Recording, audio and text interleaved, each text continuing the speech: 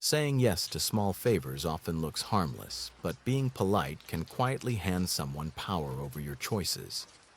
The core move the book points to is that tiny triggers push big decisions. Once you learn to spot them, you can pick your moves on purpose. This idea helps people who want to stop being nudged by sales, friends, or everyday habits. Let's start with reciprocity.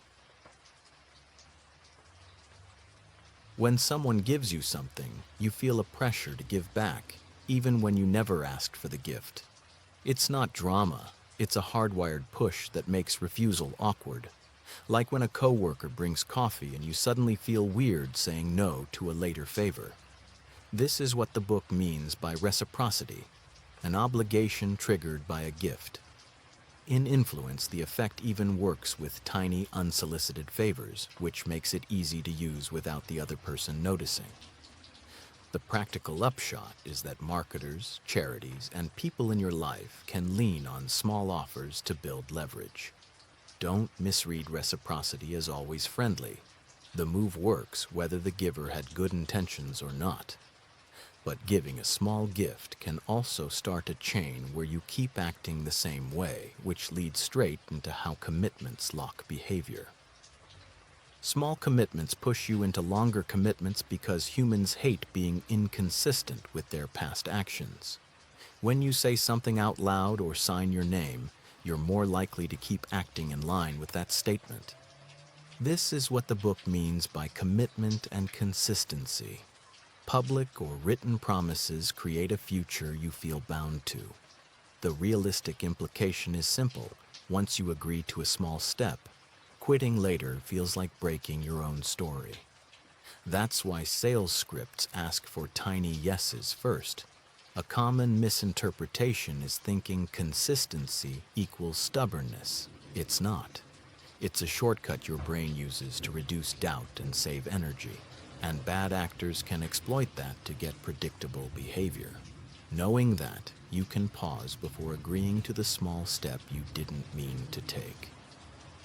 When you're unsure, you copy others. That's social proof. Popularity becomes a quick signal for what's safe or correct.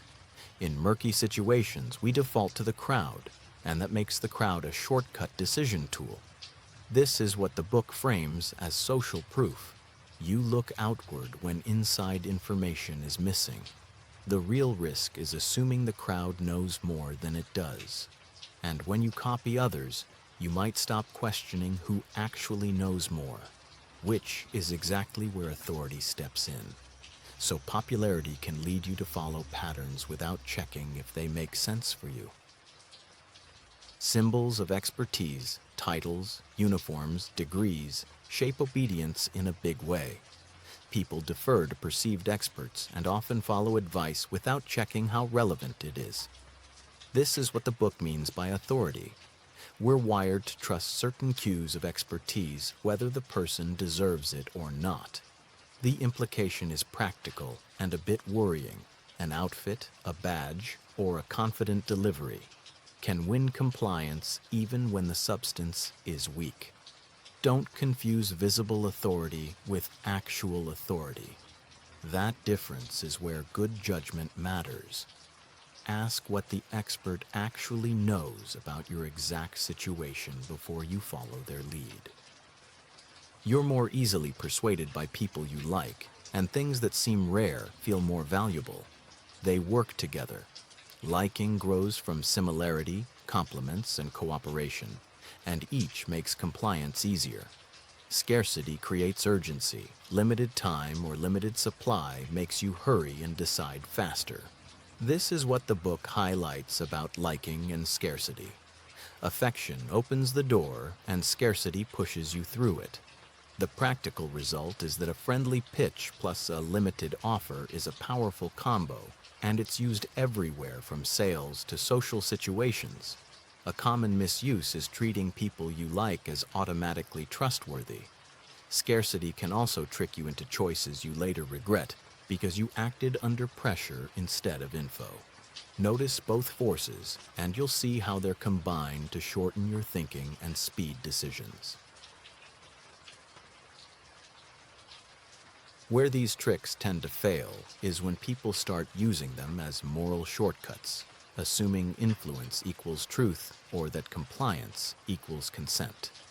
The real weakness is not the rules themselves, but the automatic way we hand over choice when simple cues are flipped. The most solid takeaway is practical. Learn the triggers named in the book so you can pause instead of reflexively following them. Which small influence will you choose to notice and handle differently today?